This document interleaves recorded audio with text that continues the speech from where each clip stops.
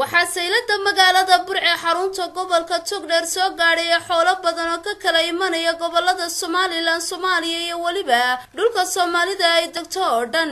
Dhaqdhaqaaqa kala duwan ee kala iibsiga xoolaha waa mid guud ahaanba si weyn looga dareemayo magaalada Burco, iyadoo ay macaash badan ka helaan ganacsatada kala duwan ee ka ganacsatay iyo waliba dadka ka xamalanaya gaadiidka kala duwan ee keena xoolaha nool.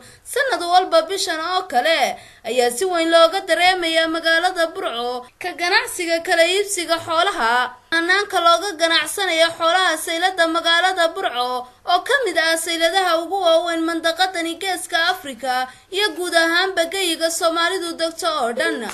Mar aanu booqanay saylada magaalada Burco si aan ugu kuurgalno habsami u socodka howlaha ganacsiga ayaa waxaanu halkaasi kula kulanay qaar ka mid ah ganacsatada saylada magaaladani Burco, kuwaasoo daboolka ka qaaday inuu dib u dhac ballaadhani ku yimid sanadkani kala iibsiga xoolaha marka loo eego sanadadii hore. Ayagoo ka hadlaya amuurahaasi waxay yidhaahdeen sida tan: kala hore iyo sanadkii hore kala hore iyo sanadka waxay fiican yihiin. kala hore fiicnaa maanta waa hoos u dhac, lacagtoodu way dhimantay, dhulka abaaraa ka jira. haddaan idinka warramo sanadka xooluhu sanadka waa socdaan, laakiin sidii kala hore uma socdaan. kala hore aad bay xooluhu u socdeen, si aad iyo aad ayay u socdeen xooluhu, qayr xadda u socdeen, inkastoo markii dambe laga cabanayo oo sixirradooda laga cabanayay kala hore. maanta laakiin waa qaliil waa waxoogay waa yari aad uma soconaya sanadka. waa geelo diriyaadan waxaan ka mid ahay shaqaalaha deerada. haddii aan sheego sanadkan iyo sanadkii hore waxay xooluhu kala duwan yihiin.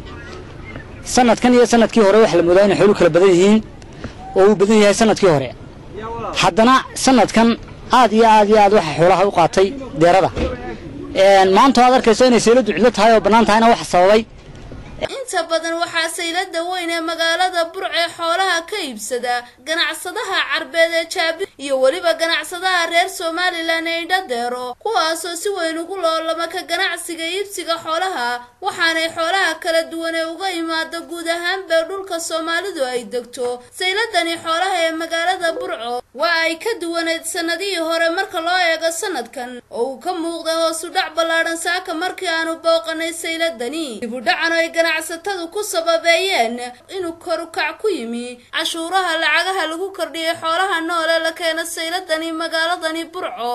waa Barwaaqo Aadan Maxamed.